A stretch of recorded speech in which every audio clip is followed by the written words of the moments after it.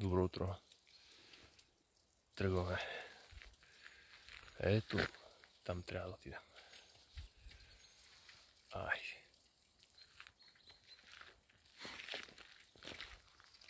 Връщам се, гледам около 1 километър назад, посока Рилски манастир, за да поема към Белия Тулей. Табелата е за Кирилова поляна. А не след дълго завиваме вдясно. Облачно, хладно време, дават го 7-8 градуса горе на върха. Но важно е да се справим.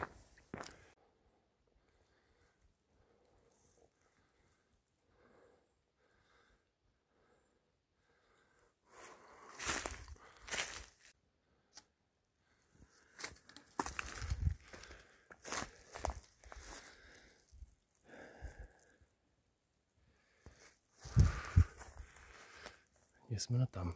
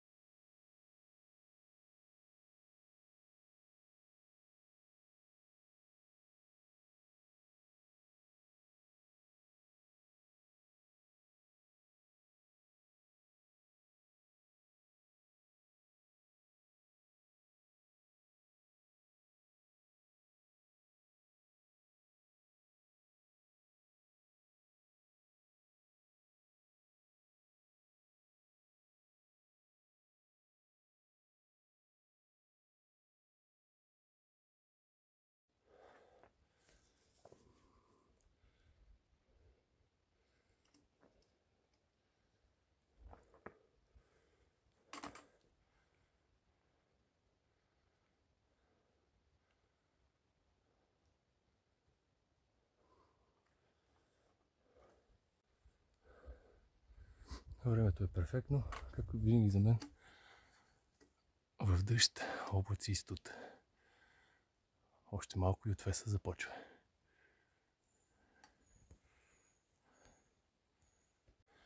В подножието на двуглав съм. Пътеката леко отклонява, т.е. сипея. Сега се клатя на един камък. Няма да е лошо да се преместя. Отклонява се леко в ляво от сипея, но виждам, че не след дълго отново ще се върнем там. Много по-интересен дори. Втора подобна табела. Ето и част от двуглав.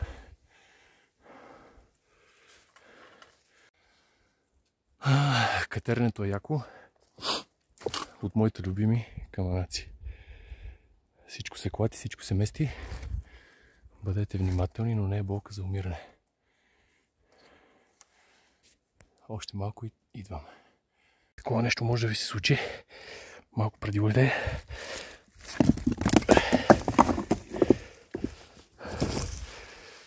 Да ви затиснат краката. Разни негостоприемни каманаци. Изтряскването беше добро. Първо в коляното, след това в глезена. Но това е. На нещо е такова, трябва да се покатерите. Към най-вероятно натам. Краката може да прецените под какъв наклон са. И така.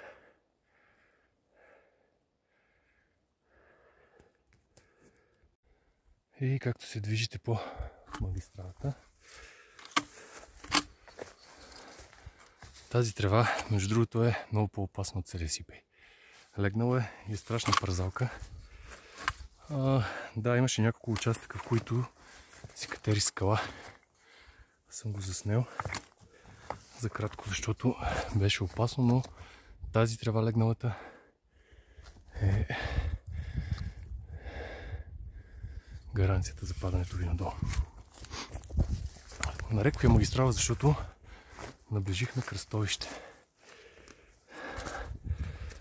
Сега тук всеки сам трябва да прецени. Има и табела, която ще заснема. Дяволските игли надясно. Ние ще хванем по улея.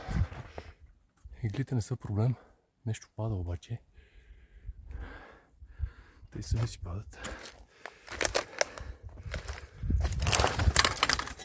Иглите не са никакъв проблем, но ние в един момент ще ги изоставим. Надясно сме отново, обаче не сме чак до иглите. Те са едни остри камъчета насред. Ей така тревичката стърчащи. Нищо интересно при тях. Да, всичко пада. Мести се.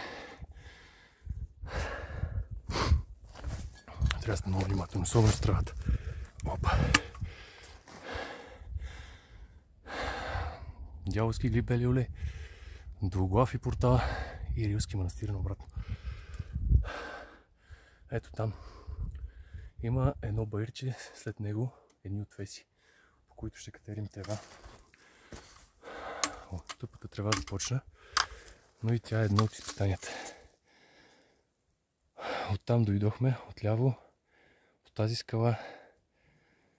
Наклона е сериозен. Малко остана още.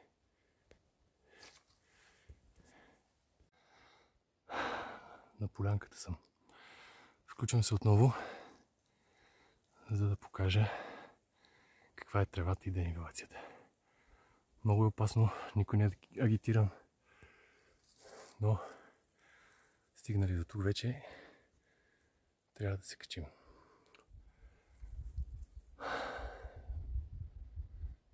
Айде горе ще се видим.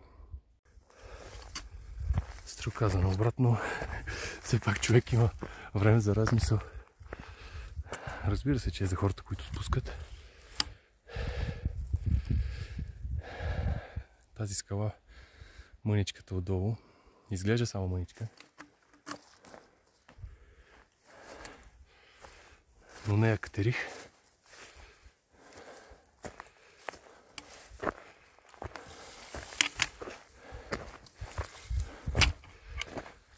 Последната част, може би най-опасната, ми предстои. Тревичката и горе премката между двуглав и звия зъб или по-големите лидери.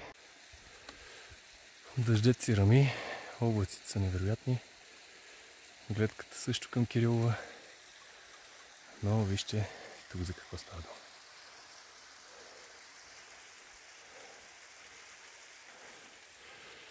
Пътеката е това, идеално маркирана от гората и асфалта, може да се каже.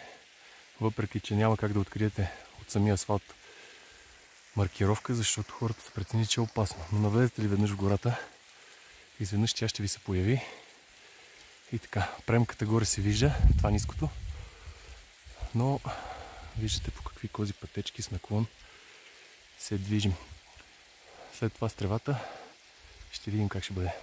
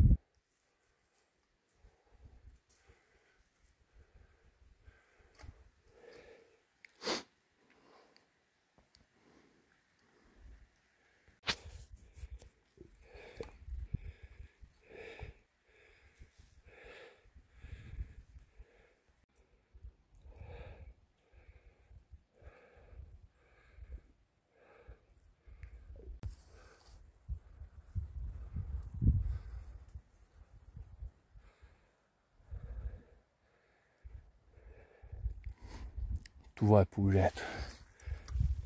Стръмно.